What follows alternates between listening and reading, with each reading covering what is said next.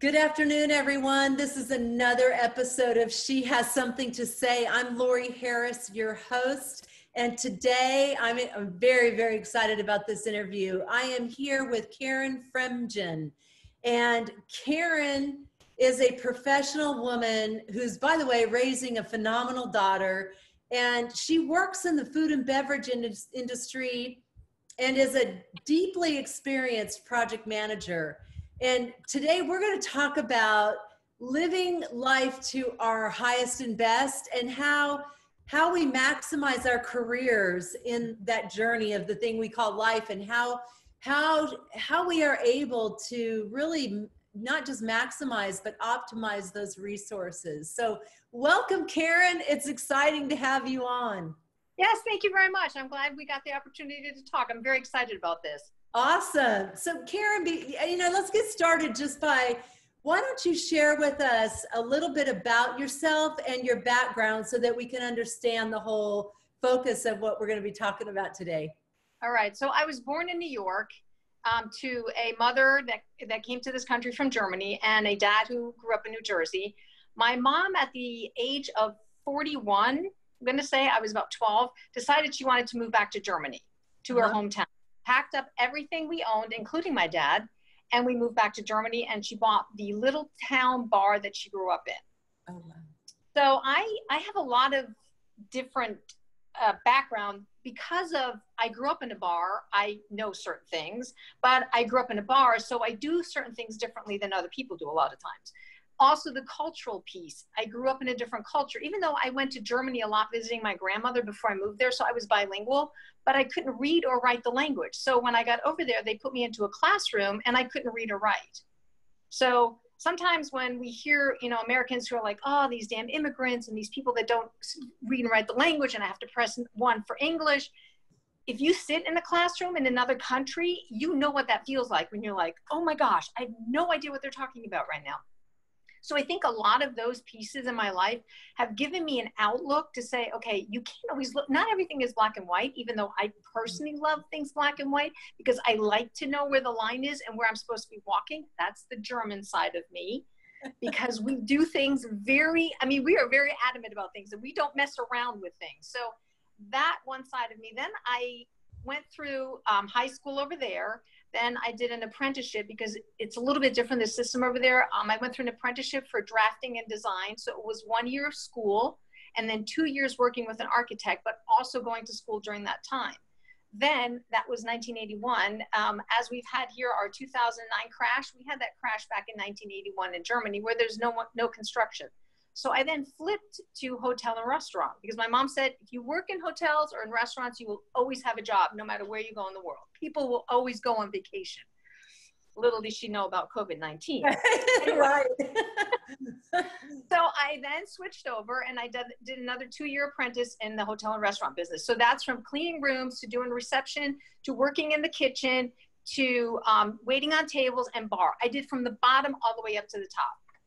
Once I was done with that, I worked 1 month actually in a ski resort down in South Germany in the Alps, which was amazing. And then I got a job with a company back in the United States. So I moved everything that I had, which fit into 2 suitcases at the time. In 1983, I came back to this country. So that's pretty much my earlier life in a nutshell. So no military, because once people hear that you have an American father and a German mother, they automatically think military, but that was not the case with me. Right, right. So tell us what really motivates you and inspires you right now. Right now, I am inspired and motivated by people that are around me. I feed off of other people. So right now, I'll give you an example. I have 2 children of my own, 2 daughters, and I have 2 stepchildren. And because we're all kind of stuck at home at this point, we just opened up another group for exercise. We put a step goal in place, and we are doing a thing where we all try to compete with each other. So I'm not necessarily a competitive person, but when it comes to that, I'm not going to be outdone by all the, the 20 and 30-year-old. That's just not happening. So those things motivate me in groups. I do better in groups of people. I'm assuming that's because growing up in a bar, I was never alone. I don't know what to do with myself when I'm by myself. I find things to do, don't get me wrong, but I do better when I'm in groups of people. So that is always one of those things, because I was like, okay, I feel like I have to have background noise. So there's either a television or a radio on when I'm by myself because I'm not used to the silence. I didn't grow up with that. Right. So connectivity, that Yes. humanity piece is important Correct. for you. Yeah. Yeah. And what do you think are some of the key characteristics that have made you successful and allowed you to be so resilient? What are some of those key characteristics? Well, first of all, it's a sentence that my uncle used that lived with me for 12 years until he passed away. He said, surround yourself with people that are smarter than you. You can only learn from them. And that's something that I've always strived for, which he told me that was when I was 17 or 18. And I thought that was weird when he said it, but I realized that throughout my entire life, people called me arrogant because I didn't hang out with the people I didn't find I could learn anything from. And it took me a while to get there because I was like, I'm not arrogant. I just don't want to have anything to do with you because you have nothing to offer me in return. You know, if you want to sit and have a beer and talk about the color of the wall, okay, I can do that for 5 minutes because I grew up in that environment and I can do that because I have to, but it's not something I enjoy. You know, you want to talk about how to change the wall into a window, that on the other hand, you can get me involved in, you know? So that's where kind of sort of, it makes it, that's where I feed off of from other people. Yeah. Do you find sometimes that people might perceive you in a way, like you were saying, but that's not the truth at all? You in fact, are a very caring person, a very all the person. time. Yeah, and so people may perceive you differently. Correct. Absolutely. And I'm very aware of that because when you surround yourself with people that care about you, they tell you the truth.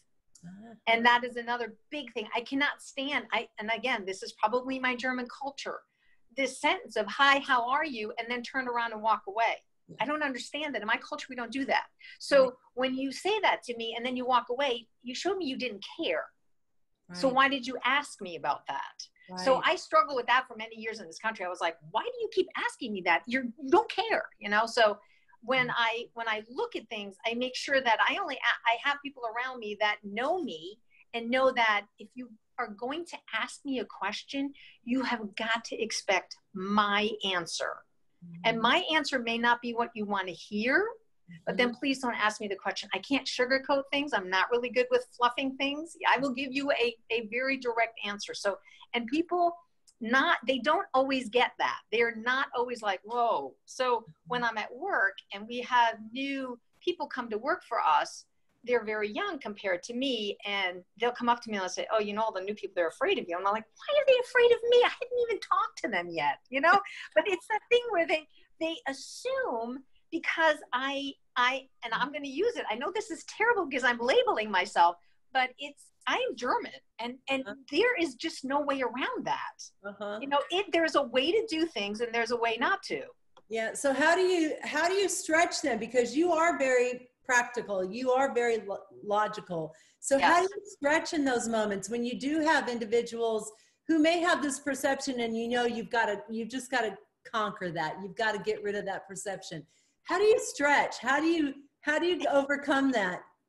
So first of all, I have to put my arrogance aside and talk to everyone, which is, it is what it is. Right. And once you start talking to people, especially the younger generation, because I am a true believer is that my boss could be 25 years old and a lot more educated than I am. I know that. So I don't label you or judge you based on your age.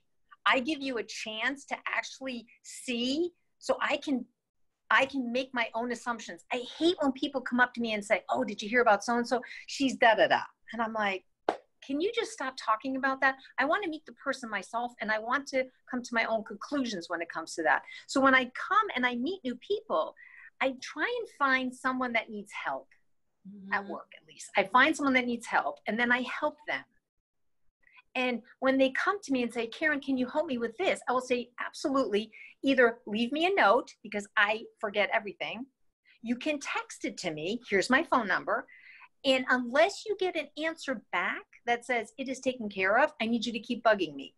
If you don't keep bugging me, then it's on you and not on me. So I opened the door slowly by giving people the opportunity to come towards me.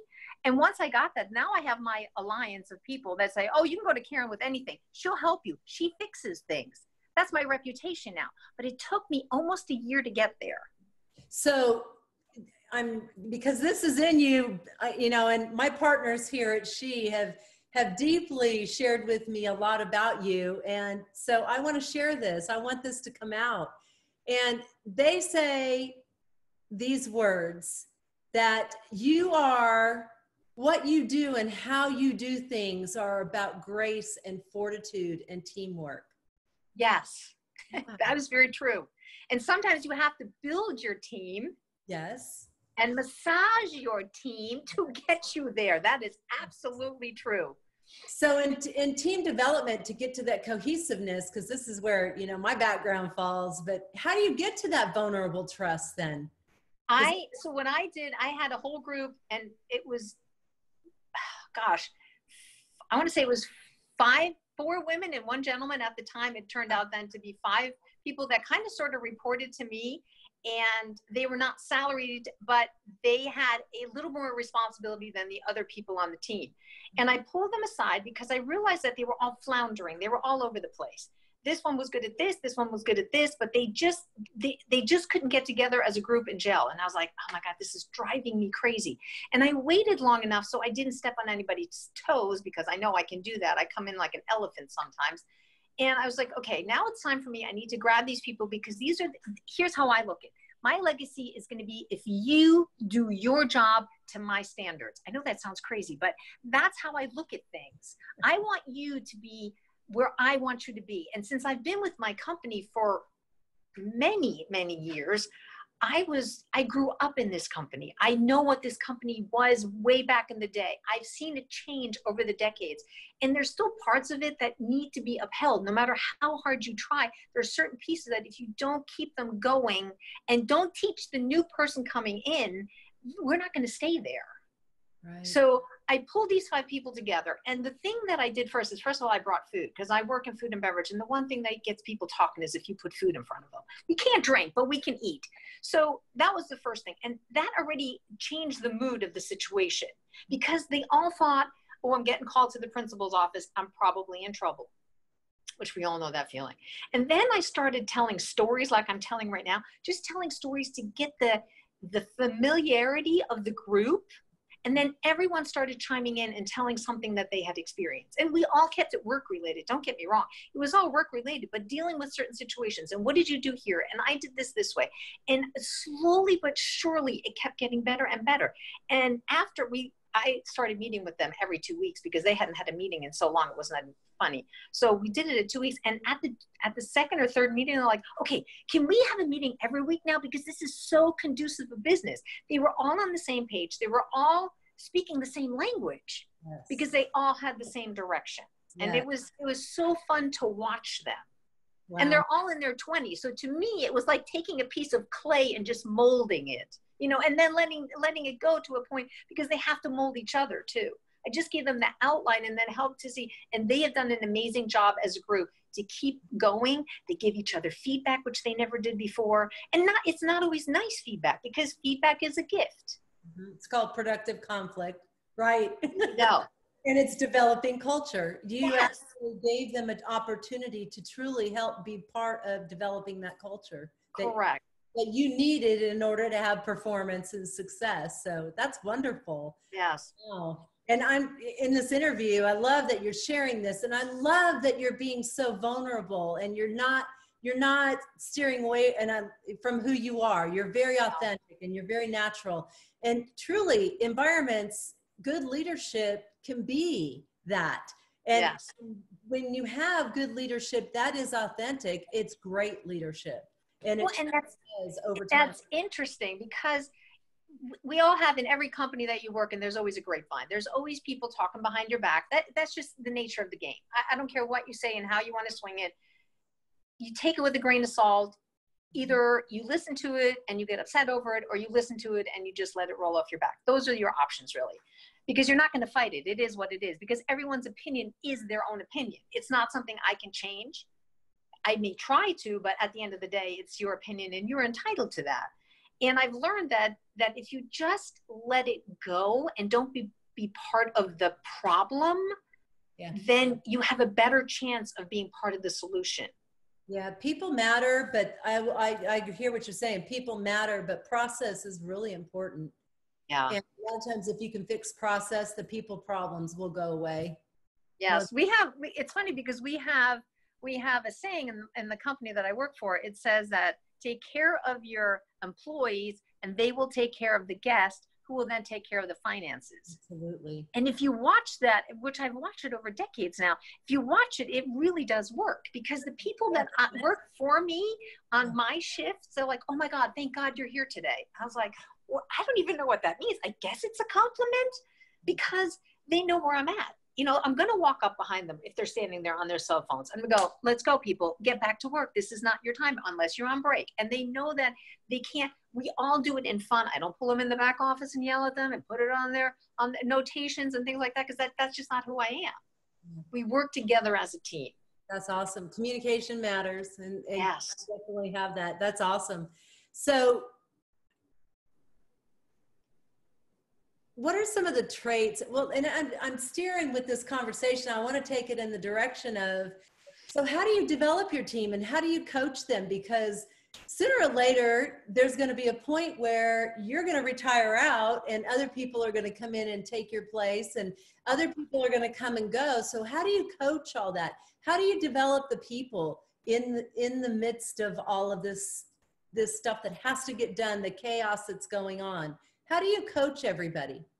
So first of all, first and foremost to me is setting time aside to actually do that. I put time on their calendars, and it is you and me. It is just you and me. There's no one else walking in. I find a place where we can sit down. And then I learn about my cast or my employees. I listen to them. I ask them about families. Like I have one young lady who is so good at what she does and wants to be promoted, except she's got a 3-year-old child and she's a single mom. So I have to show her that I totally think you can do the job. I totally think you can do it. That is not my point. I said, but you are going to compromise certain things in your personal life. That is just the way this is. We work in restaurants. We have breakfast, lunch, dinner. Some are overnights. You know, there's all hours. And when it comes to a school recital or this or that, you may or may not have the time to do that. And I just need you to be fully aware of that. Some people have the support system, some people don't. We live in an area here in Florida where a lot of people have moved here for certain things, but their families are still every other place in the country. So you've got to make sure you've got a support system. But then I look at their performances and I always try to find the positive things, what they're really good at. And then I let them bring to me what they want to work on. That's one of the things. So I said, okay, here's what we talked about today. I want you to think about things that you think you need to improve upon. And I don't want you to answer me today, because I think if you tell someone, if you ask someone a question, they think they have to answer immediately. And I've made it a point to say, I really want you to think about this. Come back to me, send me an email, send me a text. When you think of things that you want to do in your future, it may not be food and beverage. Think about that, you know? So I try to pull individual pieces out of them to see where they're going or what their goals are. And a lot of people, when they're in their 20s, they really don't have a goal yet. Mm-hmm, mm-hmm. They really don't.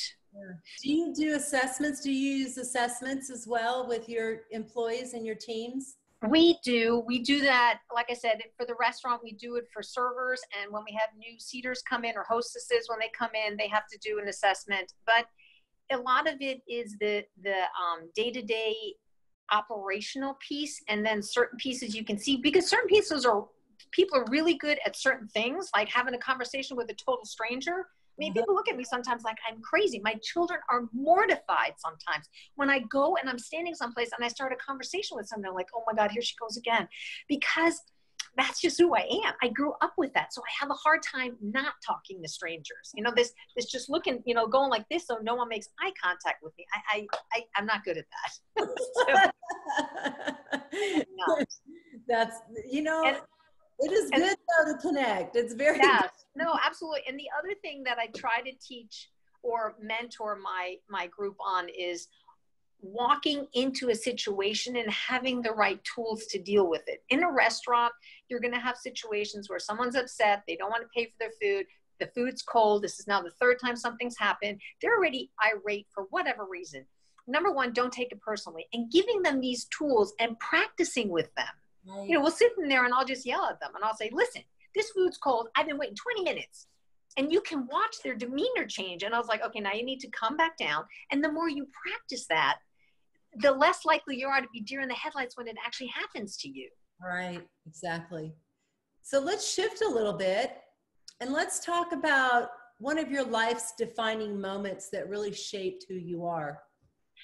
That's a good one, because I thought about this because Brian did send me that question. And I think one of the things, I was 17 years old, growing up in Germany, like I said, and I wanted to be an auto mechanic. I wanted to work for VW, and I wanted to learn to be an auto mechanic. My first car was a VW Bug. And I was like, what better than to learn how to work on this thing? And I was told at the time, now mind you, this is 1977. I was told at the time that that was not a job for girls, that I should go find a job at a doctor's office or maybe as a secretary.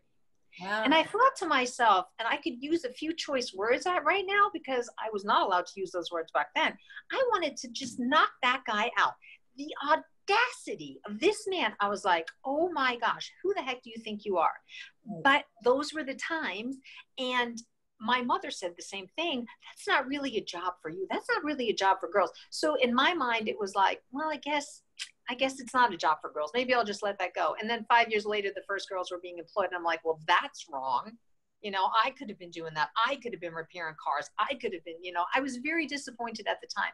And when I then had daughters of my own, I was like, well, that's not happening on my watch, people. I am not going to allow anyone to ever say, you can't do that because you're a girl, or you can't do that because you're a female. That is just, and I've lived like that my entire life. I look for challenges. The other day, my daughter had a flat tire. Guess what? She's out there changing her own tire. Not even a thought in her mind that she couldn't change her own tire, because that's the way I raised them. Right. Right. Yeah. It's definitely a sticky floor, right? Yes. Feeling it. Yeah. Definitely. Yeah. It's within. Yeah. So talk about who then might be some of your favorite heroes or heroines in your lifetime so far, and why? So I would say, and I mean, I love my mother to death, and she is a hero in her own right, because that's who mothers are, right? But I ran into one of my first managers. I was still waiting on tables. And this is one of my favorite stories to tell, because I was so upset because all the other servers were just being lazy and weren't doing their jobs. And I walked into her office and I said, this is ridiculous. I am sick and tired of doing other people's jobs after 30 minutes of the restaurant being open, because they didn't do it to start off with. And she looked at me and she said, I hear you, except the next time you come into my office with a problem, please come in with a solution. You could have scraped me off the ceiling. I was so angry with her. And I was like, how dare she? She's getting paid the big bucks. Why do I have to stop and think about this? And I turned around, I walked out of her office, I walked through the kitchen into the dining room. And before I hit the dining room, I was like, oh, wait a minute, I got a solution here. I walked back in and I said, okay, this is how this is going to go now. 5 days a week I'm here. I'm going to check everyone else's side work. I am not going to do side work. And then I will be in charge of this getting done. She goes, you go for it. And I was like, what? And it was the most empowering feeling to me. And I was like, oh my God, I can literally change the world if I want to. And it made me feel so good. Even though they had all kinds of nicknames for me, don't get me wrong, but I didn't care about that, because you can call me whatever you want. If I feel like things are going the way they should, especially when it comes to working in an environment that makes you crazy and you can fix that, I don't care what you call me. I really don't. Just don't call me late for lunch, because then I get a little annoyed. But other than that, I truly enjoyed that. And she was the person that took me out of this server position and pushed me up the ladder slowly but surely. I mean, it's funny because I look at my career with this company, and I had applied for a job in that company in 1983. And I have never since applied for a job. I have been offered every single job that I've had since then, which says a lot about the people that I worked with, because they saw the potential in me and got me to where I needed to be. They hooked me up with the right people. They gave me the right tools to say the right things, to learn the right things. I mean, when I started working there, we didn't even have computers. So I didn't even know what that was. I learned how to type on a typewriter. Now, mind you, I was really quick when I got to a keyboard because I learned how to do it, but I didn't have any of the other skill set. And I had to look for the people to help me with that. And that was interesting because it was all the younger people. And I think that's where I always say, anyone younger than me, I can definitely learn from you, because there's so many things that you've learned that I just didn't have the opportunity to learn. Mm-hmm. And it seems that you in turn are doing the same for others, and you're helping bring others. Absolutely. Absolutely. Yeah. So what are your earliest memories of working in food and beverage, and why? Earliest memories would be my mom in New York State, not city, 60 miles out of the city, worked in a discotheque. Oh gosh. Yeah, it literally was called a discotheque. And she worked in the kitchen on Friday and Saturday nights. And I was 12 years old, and I would go over there and help her until like 10, 11 o'clock at night. And then my dad would come and pick me up. So those are my earliest memories of working in food and beverage. And then, of course, when we moved to Germany, I worked in the bar whenever my mom needed help. We all did. I have two brothers, and all three of us. We never got an allowance. They always just gave us money when we wanted to go to the movies or go do things. But we always worked as a family because it was a family business. Wow. And it's just in your blood. I don't care what you say. I try to get out of it by going into the drafting and design, but it just did not work out for me. So are you a reader? Do you read a lot of books? I am not a reader, no. And it's, again, something that you have to learn in early childhood. My mom, growing up in this country, not reading because her first language was German. And my dad was blue collar, you know, made it through high school. So it was not something I grew up with, which I struggle with today because I love to learn things. But if I have to sit in front of a book to learn them, I struggle with that. Yeah. Well, thank God there's all kinds of other ways now too, right? Exactly. Video's great. Yeah, podcast, because I can listen to them in the car. Yeah. So what's your favorite though? What's your favorite topics or subjects that you listen to on podcast? Eat this, not that. Of course, it's got to be food and beverage related. And then, you know, there's other ones. Sometimes I listen to, I'll take the ones that have a little bit of like NPR. I listen to a lot of NPR. So if there's anything on there that I can take with me, but if I'm in the car, I can listen to the radio station there. So I don't listen to the podcast as much there. What kind of music do you love? Anything from, I grew up in the 70s, anything disco, anything you can dance to probably would be the right way to answer that. I don't know if you can see my thing in the background there. It's probably backwards, but it says, life is short, dance in the kitchen. And we dance in the kitchen a lot when the music's on. So.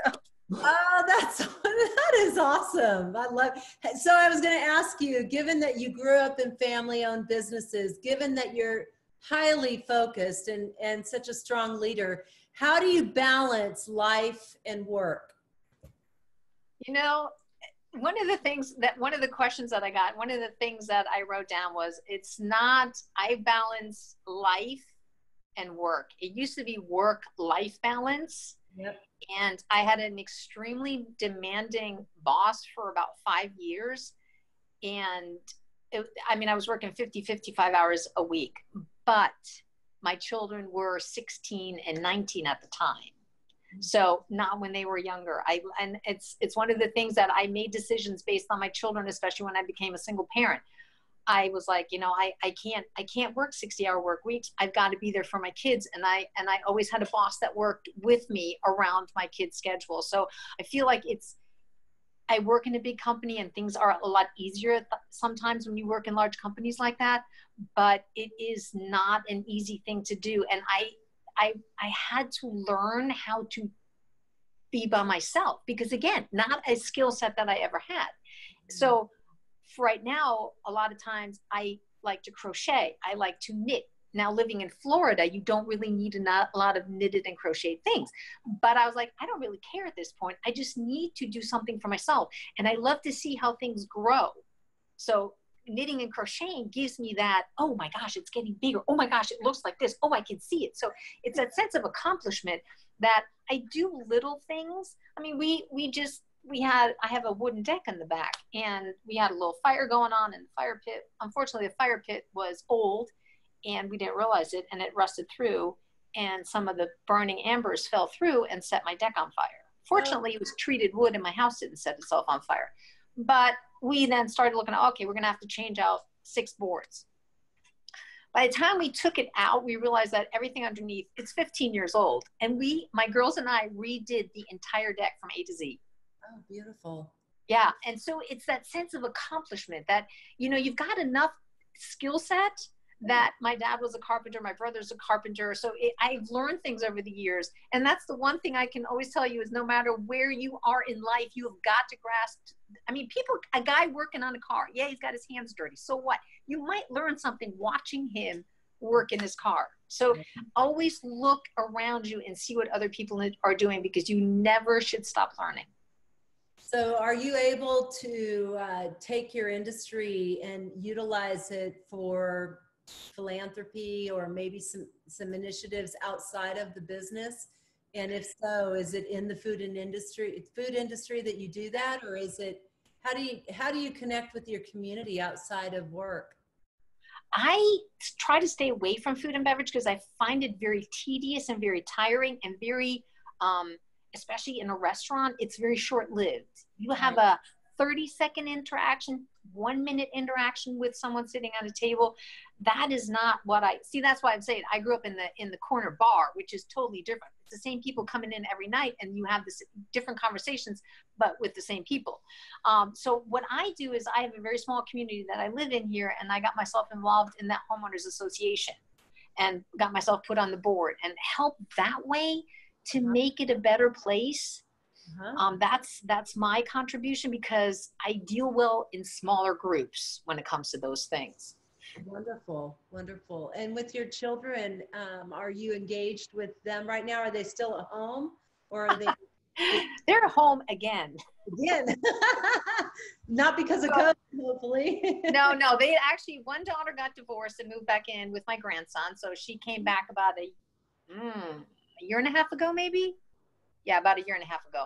And then my younger daughter, who was in college in another state, got her bachelor's and is looking to go get her master's degree, but found a job in a job she loves.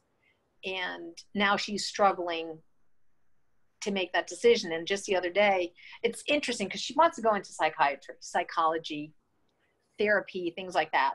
And it's funny because we talk about communication, and you keep pointing out to me that communication is very important, but I didn't grow up with communication in my family. So the nuclear, mom, dad, and my two brothers and I. Well, one of my brothers lives here in the United States, and we're very close, but we do not communicate very well. And my daughter got so fed up with all of us that she called us in for a family meeting. And I'm like, oh my God, I feel like I'm in trouble here. And it was so interesting to watch, because for 3 hours, I thought to myself, oh my gosh, I must have done something right, because look at her. I mean, she is pulling this off, and she is putting us back together. And it was I know I didn't go to college for this, but it was a sense of accomplishment, because I know I gave her some of the tools, at least, to make her realize that you people have got to back off, and you've got to sit down at one table, and this is what we need to do. And I was so proud, even though I was being yelled at, more or less, not really, but I was like, I'm in trouble, but at the same time, I'm very proud of this. It was so emotional. I really didn't know where to put all the thoughts at the time, but yes, it was crazy. That's beautiful. Oh, I love it. Earlier you mentioned how important language and definition of words and terms in the work that you do. And here you are for full circle talking about how do you keep connected, and how do you keep the family glued together. And it's through communication, and it's through intention and all those things that keep us connected in this. Yes, exactly. That's wonderful. So, gosh, you have had a dynamic career in that you have worked in one company for 3 decades, I think, or more, but you impact millions. Yeah. Literally millions of people. And so what would you say to anyone that might be wanting that same career path or that same alignment? What would you say to them? Be sincere. Don't be fake. I don't know another word to use. You have to be you, and you have to be comfortable in your own skin. Because if you're not comfortable in your own skin, you can't do what needs to be done to get the job done. I can tell you that and this is a little more on a personal level, but I had an ex-husband who was bipolar. And I dealt with this at home. This is back in the 90s. No one spoke of this. No one knew what it was. He was constantly either high or drunk or things like that. And I had no clue what I was up against because I didn't understand it. I knew what alcoholism was because I grew up in a bar. So I fully understood that piece of it. But the other pieces that went along with it, it was very challenging. So for many years, I shut down. I didn't talk to people because I was afraid people would see what was going on. Once I got myself out of that situation, which took me all of 6 years to get out of it, and it wasn't abusive or anything like that. It was abusive because you fall apart, but no physical abuse like that. And when I finally got out of it, I had to relearn how to connect to people and how to talk and how to have conversations, because everyone had to be quiet in the house because depending on what side he was on, we just knew how to live around that. So it's also interesting because both of my children grew up like that, and it was perfectly normal for them. They didn't know any better. So they also can be very quiet in the house. There's some days where there's 4 of us in here and the only one screaming is my grandson because, he's a child. He doesn't know any better. So it's interesting to see that the certain things that of the way I am today is because of what I've been through in my life. And I think it also makes me more compassionate. Because when someone says, well, I'm dealing with someone that has bipolar, I hug them because I don't know what else to do. Because there's literally, you as the outsider, there's literally nothing you can do for them. You can support them all you want, but if they don't want to change, it is what it is. Yeah. Wow. You've had a journey, girl. You've had a lot. I have, but it makes me who I am today. And that's the most important thing. You've got to learn from every step and take a positive out of it. If you don't take the positive out of it, it will destroy you. And that's where we as women need to make sure that we are always relying on each other and always looking for that person out there that is going to be there to catch us, because we're all going to fall sooner or later. There's always that day where you're like, oh my God, I can't do this anymore.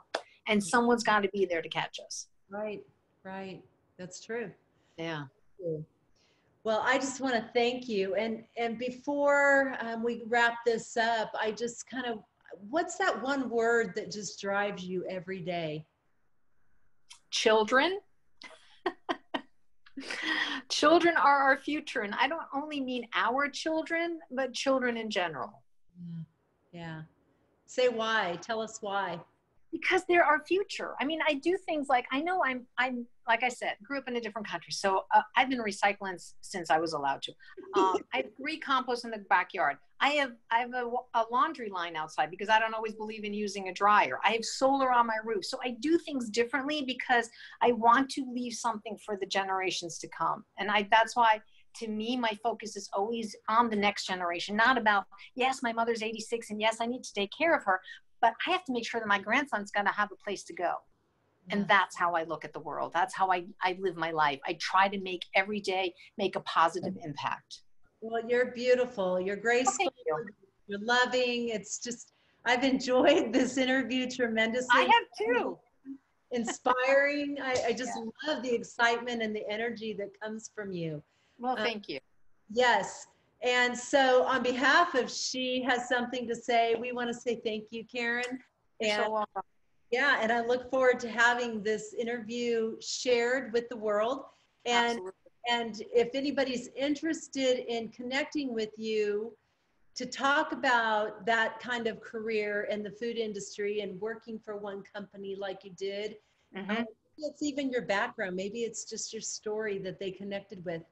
Is there a way they can connect with you, or is there? Absolutely. Absolutely. Facebook Messenger. Anyone can connect me through Facebook Messenger. That would be great. I would love to help anyone out or answer any questions that anyone would have. Okay. Wonderful. That would be my legacy. There you go. Yeah, right? Right. Because it's true. We all connect and we all have a story to tell. And interestingly, we never know who is listening or who is watching. Yeah. And it's a beautiful thing when we're able to impact others in a positive, lasting way. Absolutely. It was very nice chatting with you. Absolutely, Karin. Thank you so much. You're so welcome. Thank you. All right. Have a great day. You too. Bye-bye.